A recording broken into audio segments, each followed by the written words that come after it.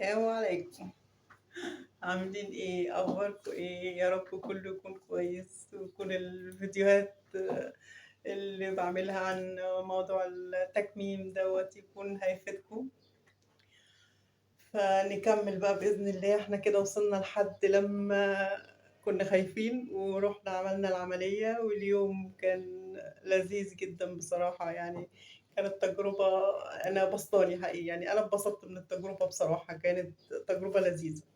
يعني يوم العملية طبعًا حضّرنا الحاجة، وكنت المفروض باصوم قبليها 24 ساعة. قالوا لي لازم تصومي قبليها ب24 ساعة علشان خاطر طبعًا المعدة تبقى فاضية طبعًا. اللي هو سوايل بس، يعني عصاير، م مَيّة. أو آخر وجبة يعني كانت مثلًا كنت هاعملها تاني يوم الضهر، فآخر وجبة كانت الساعة 12:00 أو الساعة 11:00. بس، وبعد كده خلاص بقى حضّرنا الشنطة ورُحنا على المستشفى. طبعًا كنت خايفة، بس كنت سايباها على ربنا والله، كنت مستخيرة ربنا، فكنت مستريّحة نفسيًا حقيقي يعني. بس، وعملنا العملية، وبعد ما خرجت حقيقي يعني كانوا مدّيني طبعًا اللي هو جهاز مسكن الألم. آآ ما حسيتش بألم بصراحة، ما حسيتش بحاجة، بس طبعًا كنت يعني كمّلت نوم في اليوم ده بالذات يعني. طبعًا كان بيبقى يوم العملية والتعب مع المسكنات مع الكلام ده كلّه طبعًا. فنمت يعني الحمد لله. وتاني يوم صحيت، ما بدأت أشرب مَيّة بسيطة. يعني كنت أسمع إن يقول لك بتنزل مَيّة زي الطوبة على المعدة يعني. ما فيش الكلام الأفورة الجامدة بتاعة الناس، اللي هو يقول لك الموضوع صعب ومَص وشيء مُتعب واوعوا تعملوها يعني أنا ما حصلش الحمد لله، مش أنا بس، يعني أنا والناس اللي عملتها معانا يعني مع الدكتور بصراحة، ما حسيناش بالكلام ده، ولا حد كان عنده شكوى من حاجات زي كده. يعني كنا بنشرب المَيّة، طبعًا كان في ألم بسيط جدًا لمّا المَيّة تنزل، بس مش لدرجة الأفورة الجامدة يعني. بس طبعًا خدت الأدوية بتاعتي، لإن كان عندي لسه الضغط طبعًا ما كانش لسه اتضبّط طبعًا ساعة العملية، أو كنا مضبّطينه، بس اللي هو يعني لسه في ضغط already، يعني ضغط وسُكّر، فلازم آخُد الأدوية بتاعتهم طبعًا لسه في الأول، لسه يعني. بعد كده طبعًا هنتكلّم على موضوع الضغط والسُكّر والأدوية والكلام دوّة. بس، فكان الموضوع لذيذ يعني. ما يعني كان دكتور البنج شاطر، والدكتور اللي معايا شاطر، والناس كلّها كانت ممتازة، ونفسيًا أنا كنت مأهّلة نفسي يعني لموضوع العملية، وإن ربنا كريم وربنا هيكرمني والموضوع سهل والكلام ده. دي أهم حاجة، إن أنتِ تأهّلي نفسِك نفسيًا لموضوع العملية. ده أهم شيء بصراحة يعني. كُلّه بتاع ربنا يعني. الإنسان اللي نصيبه اللي أجله هييجي يعني. فالموضوع الناس دايمًا بتحُط في دماغها إن هاعمل عملية تكميم يبقى هاموت. لأ، ما فيش الكلام ده يعني. زي ما قُلت لك الطب اتقدّم جدًا، والموضوع ده بقى، وأهم حاجة طبعًا بتختاري الدكتور اللي طبعًا الناس آرائهم طبعًا إن هو شاطر والكلام ده. ده شيء مهم طبعًا. يعني طبعًا مش هنروح مع أي حد يعني، دي الصح يعني. ما فيش تهريج فيها يعني.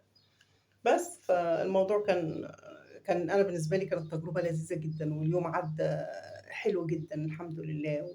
وتاني يوم الموضوع كويس، وبتخرجي من المستشفى بقى ما فيش مشكلة يعني. بتقومي تمشي عادي، وقُمت غيّرت هدومي بنفسي، وما فيش زي ما بنسمع بقى اللي هو ما بتقدريش تتحرّكي، والناس بتقوّمِك والكلام ده. ما فيش الكلام ده خالص طبعًا. طبعًا مع جهاز تسكين الألم كان الموضوع سهل. بس، فكان الموضوع لذيذ وعدّى يعني، وكان الموضوع سهل يعني، مش صعب يعني، مش حاجة صعبة يعني حقيقي يعني. عملية بسيطة يعني. أنا يمكن لمّا عملت المرارة يمكن تعبت أكتر منها يعني. الموضوع كان مش بالأفورة اللي الناس بتأفور فيها يعني. بس، فالحمد لله واليوم عدّى، وطبعًا الدكتور دخل لي واتطمن عليَّ، وبدأوا يعرّفوني النظام اللي هامشي عليه إيه، والكلام ده وعادي وقُمت دخلت الtoilet لوحدي وغيّرت لوحدي وما فيش مشكلة وروّحت على بالليل تاني يوم وخلاص والمُسكِّن جهاز تسكين الألم مشي معايا بيبقى معايا 3 أيام عشان خاطر ما تحسّيش وطبعًا تاخدي ال الأدوية بتاعتِك بس طبعًا الفيتامينات بقى والكلام اللي بنسمع عنه طبعًا مش دلوقتي خالص طبعًا، يعني هنبدأ نتكلّم عليه بعدين.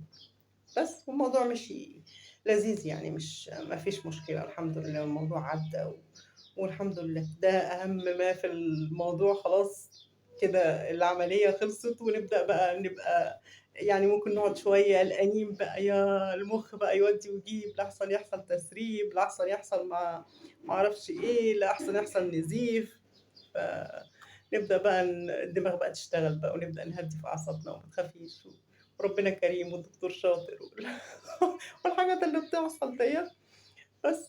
والحمد لله بدأنا بقى شُرب السوايل، شُرب المَيّة، السوايل بقى اللي هو زي اليانسون، النعناع، الكلام دوّة، عصاير pure عصاير من غير سُكّر، زي ما أنتِ عايزة بقى، على قد ما معدتِك تتحمّل يعني، طبعًا المعدة لسه في الأول ما بتبقاش يعني ممكن كل واحد على يعني كل واحد غير التاني بقى في الموضوع دوّة يعني، يعني أنا عن نفسي مثلًا كان الموضوع يعني الحمد لله باشرب كويس والكلام ده، وباشرب عصاير كويس ما فيش مشكلة، ما حدش بيسندني، خلاص باقوم عادي أتعامل مع نفسي، باقوم أتوضى وأصلي وأخش toilet لوحدي وأغيّر لوحدي وعايشة عادي يعني ما وباقعد مش نايمة على السرير ولا نايمة على جنب معيّن زي ما الناس بتتكلم ولا الكلام ده خالص. كده خلّصنا إحنا أول يومين أهوّة وعملنا العملية والدنيا مشيت تمام، نكمّل بقى في الفيديوهات الجاية. باي باي.